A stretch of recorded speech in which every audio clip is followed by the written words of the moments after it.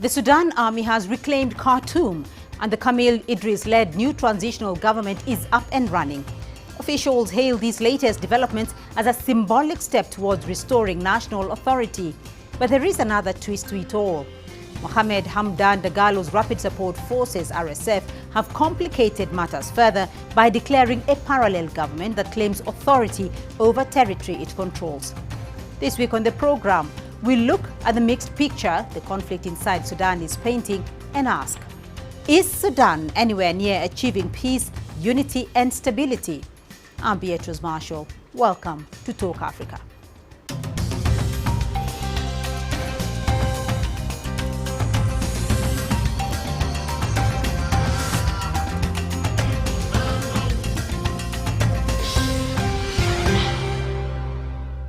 Now, following the ousting of Omar al-Bashir in 2019, Sudan entered a fragile transition under a joint military-civilian leadership.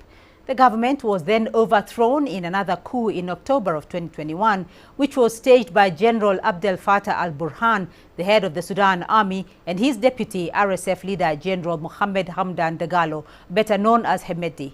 The RSF and the Sudan army disagreed on plans to incorporate the 100,000-strong RSF fighters into the army and who would then lead the new force. Tensions were building for months before fighting between Sudan's army and the RSF erupted in Khartoum on April the 15th, 2023. The conflict has devastated Sudan. Tens of thousands dead, millions displaced, schools and hospitals destroyed, and rampant hunger and disease. Numerous peace initiatives have been put in place to try and end the conflict, including the Jeddah ceasefire initiative, which was signed in May of 2023, but quickly unraveled. The UN-led proximity talks in Geneva in July of 2024 focused on humanitarian aid delivery and civilian protection. Multilateral efforts have also come from the Intergovernmental Authority on Development, IGAD, and the African Union. The political tensions continue to deepen in Sudan. On the 30th of August, Sudan's paramilitary Rapid Support Forces announced a parallel government in Nyala, South Darfur. Meanwhile, the humanitarian crisis has further been compounded by a landslide in South Darfur, in which hundreds of people are feared dead. The area remains largely inaccessible to humanitarian organizations due to ongoing conflict and restrictions.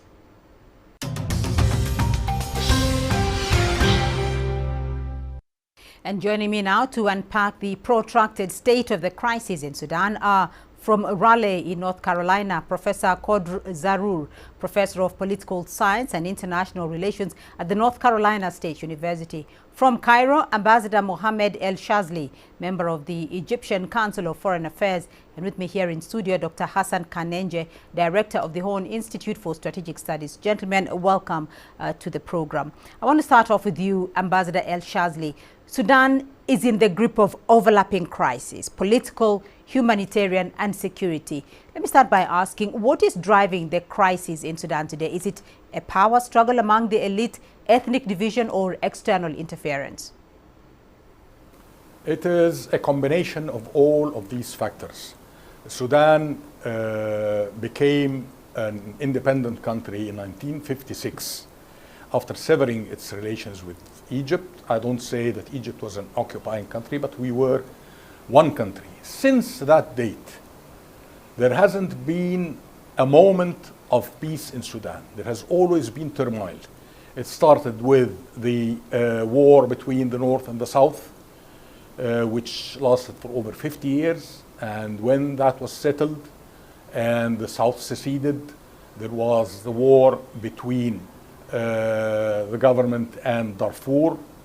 And while this is still going on, there is now the fight between the center, the army and the rapid deployment force.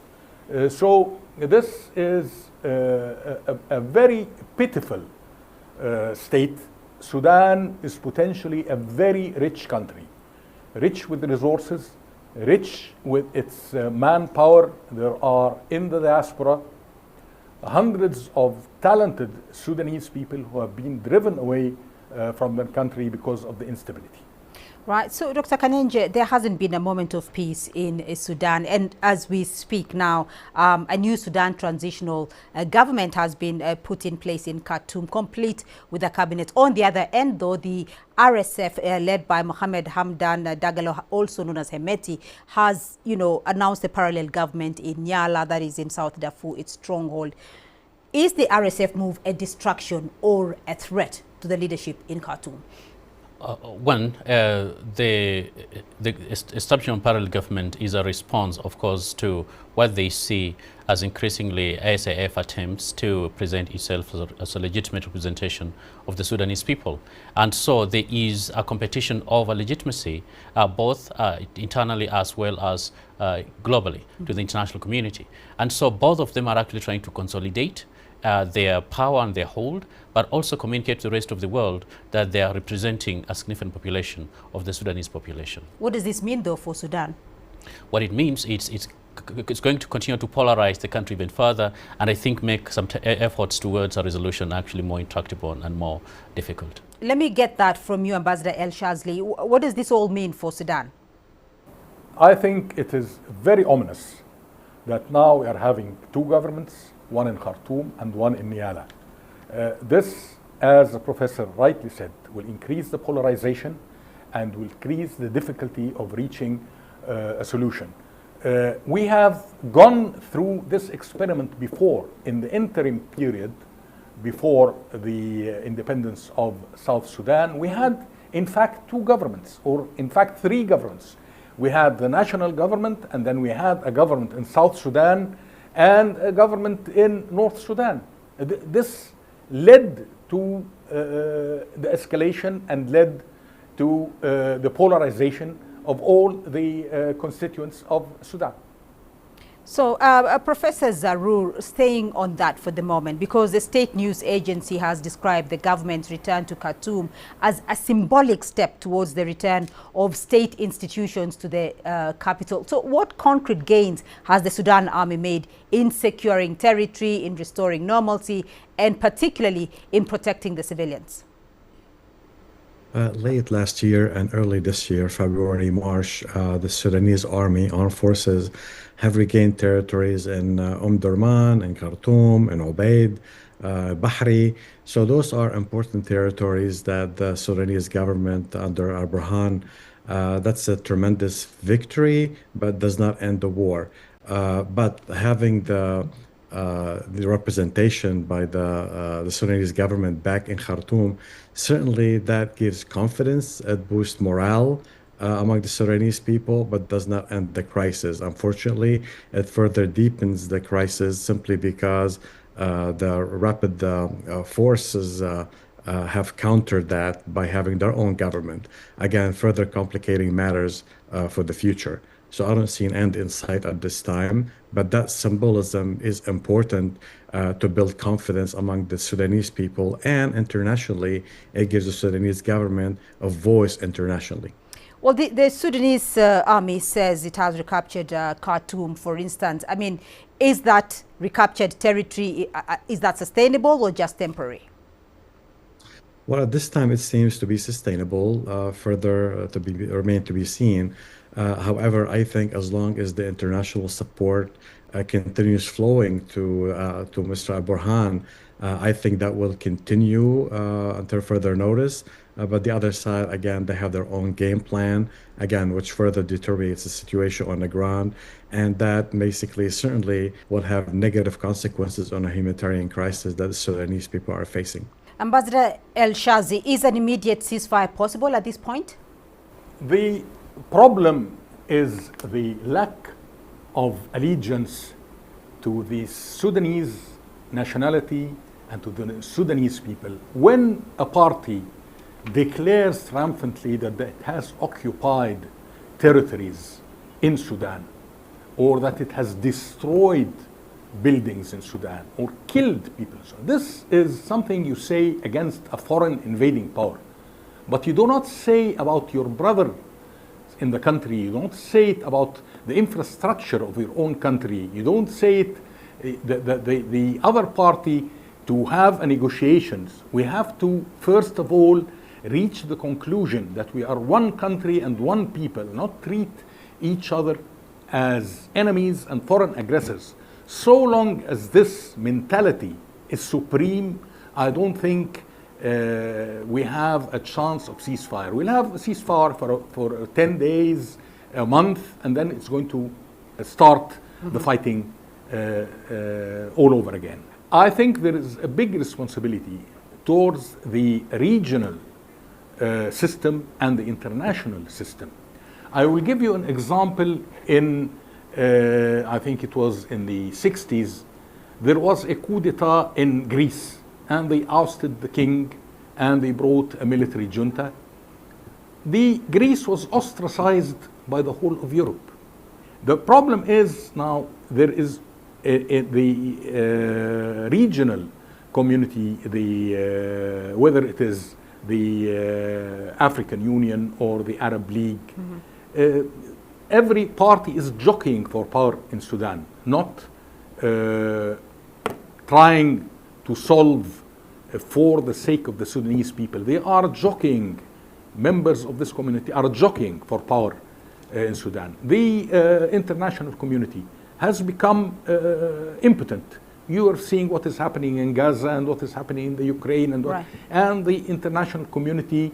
So long as we don't have a regional system and an international system that is really just, we will not have peace. It is like, sending a patient who is very sick and getting him the best doctors. If the atmosphere around him is contaminated, he will never recover. So has the world forgotten Sudan at the point where the UN is calling it the worst humanitarian disaster? It appears like the Sudan conflict is increasingly becoming forgotten conflict. But it's not because it's forgotten. It's because the most important players with the international system do not seem to be prioritizing efforts at actually finding a solution. And that is true both for regional mechanisms, continental mechanisms, as well as global mechanisms, including the United Nations. And I think to the extent that, for instance, EU seems to be distracted by the conflict in Europe, and of course the Middle East, it has put the conflict in Sudan in the back burner. But then there's also absence of global leadership that we had witnessed before. I think the chaos, the geopolitical chaos that has removed that leadership, especially, for instance, the United States has been missing in action in a way that is actually substantive. Of course, there have been a number of competing initiatives, and one of them, of course, is led by the United States. But the investment in those efforts have been limited at best. And it's just not something that is actually occupying the front seat and center of the global agenda, today. And I think that has contributed to, number one, emboldened those who are funding and funneling resources and arms to fighting parties to continue doing that, because there is no accountability. But at the same time, it has also emboldened internal parties to continue the conflict in the hope that they possibly could be a military victory or some kind of balkanization in which they can share the spoils. So, Professor Zarour, let's look at the external and internal factors here, because at the onset, it did seem that the two parties had come together to oust Omar al-Bashir, but then went their separate ways. Why is it becoming so difficult, or why has it been difficult for the two parties, the RSF and the Sudan Army, to come together at this point? Well, Sudan, first of all, has a lot of potential to become the breadbasket of the region. And unfortunately, that has not happened. The two leaders, I think, after the ousting of Mr. al-Bashir in 2019, I think the two rivals were competing for influence and control of Sudan for the future. And unfortunately, that became a problem because Sudan suffers more than the war from identity crisis. Different regions were split, so there's a fragmentation problem that's emerging. The two leaders have two different visions for Sudan, and those visions are conflicting. The international factors, of course, certainly Russia, other countries are supplying weapons, Saudi Arabia, UAE, European countries, various European countries are importing and exporting weapons to Sudan. That doesn't help. So of course, Egypt is also part of it, supporting the Burhan. So those international factors have played out negatively, and the ultimate price is being paid by the Sudanese people. Dr. Kanenje, what are the goals of the actors in this conflict? Well, it depends with what type of actors. You know, the internal actors, when the main big actors, for instance, the ones with arms, RSF and ASF, is to control territory as well as to control the state and state apparatus. But at the same time, that also gives them political power as well as economic power that has also, you know, been behind, you know, the rise of groups such as the RSF, but has also, you know, sustained the political economy of the military in Sudan for much of its independence history. But then you have other militia groups within Sudan, which some of them have proto-nationalist kind of ambitions to establish a lot more autonomy within.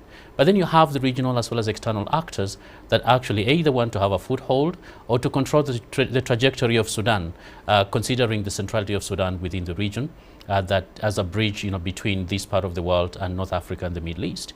And there are countries that are very keen to have a stake in that, both big as well as emerging powers. And that role has not been very helpful. In fact, it has actually fueled the flames of war. All right, gentlemen, thank you all very much. But we are going to take a short break now, and we will return in a moment. Stay with us.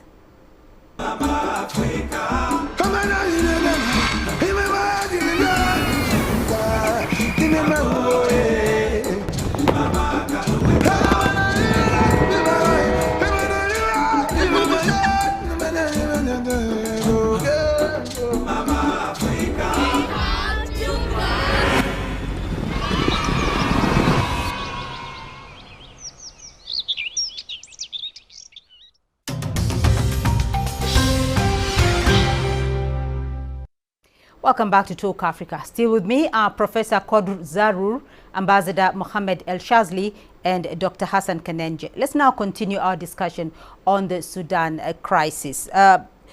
Professor Zarur, multiple attempts have been made here to end the Sudan conflict. The 2023 Jeddah talks, 2024 Geneva talks, and various efforts by IGAD, the AU, and the UN.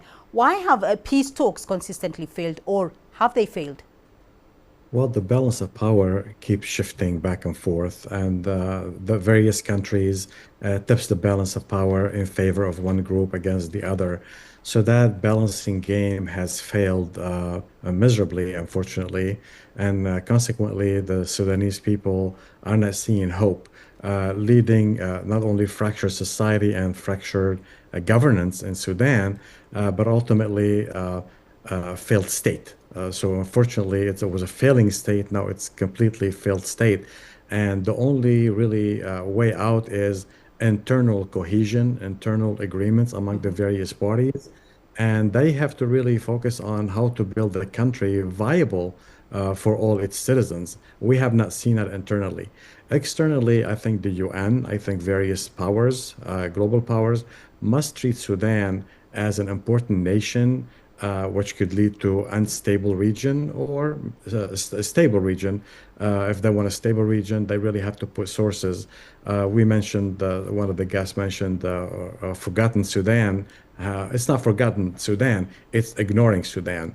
And I think the UN and the US and the world powers should put a priority on Sudan, because it's the glue of the Horn of Africa, which is becoming a very, very sensitive area for the world politics and geopolitics in the world. And I think that, you know, China, the US, and Russia should really focus on rebuilding Sudan for the sense of global security. Dr. Kanenje, why isn't peace efforts, why are they not achieving much success? One, traditionally, successful peace efforts, they follow a certain pattern. In most cases, you have unified processes. In Sudan, we've had multiple competing initiatives, and they don't seem to be speaking to each other, whether it's the Washington initiative, the Cairo initiative, the IGAD initiative, as well as others. Now, with that kind of multiplicity of actors trying to bring about peace, of course, it makes it very difficult, you know, to achieve that. But number two, it is important that the ones who are fueling the conflict, that the mediators have some kind of leverage against them. Now, do they? The countries that are critical and institutions that are critical in having that type of impact has actually not taken any action. And that is why, as mentioned, some of the actors that are actually arming the parties, no one has taken action against them, and so there is nothing to lose. And number three, it is important that there have to be carrots and sticks for any successful mediation to be able to take place. Now, what are the sticks in all these processes? They're very limited or non-existent. And what are the carrots? A lot of times, they're just carrots to actually continue fighting. And I think that combined has conspired to make this conflict intractable and prolong the suffering of the people in Sudan. What would you consider the stick here? The stick are potential sanctions of the parties to potential cutting of funding, as well as limiting the type of movement these people may have. Both the two groups, despite sanctions coming from certain parts of the world, they're still having access to a lot of money, a lot of weaponry from other centers of the world. And of course, that makes them feel that they're entitled to continue prosecuting this. And it encourages them to actually believe there could potentially be a military solution to this, which right now is not feasible. Let's look at that military solution. Ambassador El Shazli, can there be peace without a decisive military victory for the Sudan army? The unity cannot be achieved through military victory. This will be paramount to foreign occupation. You do not keep your country together by military force. I have spoken about the importance of the regional system and the international system to achieve peace in Sudan. But having said this, the paramount force in unifying Sudan is the Sudanese people. Let me give you another example of Europe. Germany has been divided after 2 world wars, and the powers of the world were against uniting it. The Russians, the Americans, the British, the French, and yet through the determination of the German people, they reunited their country. It is up to the people. The international and the regional system can play a role in facilitating this. But the main effort should be the effort of the people. Right. So, Professor Zahur, let's look at the realistic options here for Sudan today. What political model could realistically bring stability to Sudan after decades of coups and broken transitions? Well, democracy could serve as a good guidance for the Sudanese government for the future. But it's really about collaboration. We have not seen collaboration. We have seen competition. We have not seen coordination. We have seen fighting. So we need those elements to be effectively working elements in new democracy. That started after 2018, 2019, after the ousting of Mr. al-Bashir. Certainly the competition increased between Ahmeti and certainly al-Burhan. So it could have been a working formula, but there was missed opportunity. I think the competition pushed and pulled by various forces, internal and external, which led to the crisis, unfortunately. A working formula will be more leveling the playing field among the groups, among the various parties. We haven't seen that. We have seen competition and confrontation instead of collaboration and cooperation. Professor Kanenje, if democracy is an option here, is a civilian-led government still a viable path? Well, that is the only path towards sustainable peace. Remember, the entire essence of the Sudanese revolution way back in 2019 was to actually ensure that civilians, take charge of their own destinies. And that is a dream that has been deferred. Yeah. And so, based on the history and what we have seen, ultimately it's going to be the people who are actually going to determine their own destiny. And yes, that is still viable. And that is why I think we need to start moving in trying to be the agents of the civilians a lot more, even as we try to negotiate our way towards the military conflagration. So what is the single most urgent step Sudan and the Sudanese people need right now, in your view? One, there needs to be some kind of a national dialogue among the very desperate competing forces within Sudan, especially within the civil society and the general population, because the military men are not actually talking.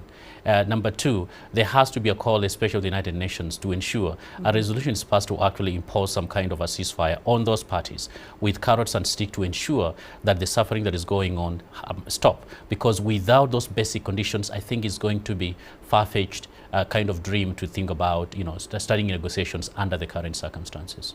Ambassador El Shazli, I want to get your point, your perspective here as well. What is the single most urgent step you think Sudan and the Sudanese people need right now? Unfortunately, in many third world countries, democracy is misunderstood. And they think that once you have a ballot and people go to vote, you have achieved democracy. No, democracy has to have a solid base where you have political institutions, political parties that are free to circulate their agendas, a free press that allows the propagation of ideas, a legal system that is just in treating any case of alleged disloyalty or sedition. This is the basis. We have to build these cornerstones of democracy before, saying, okay, let us make an election and may the best man win. I think, there is a lot of mistrust and a lot of animosity between the Sudanese people. Let us be frank with one another. Look at the bloodshed that has been going on for years. These are wounds that have to be dressed and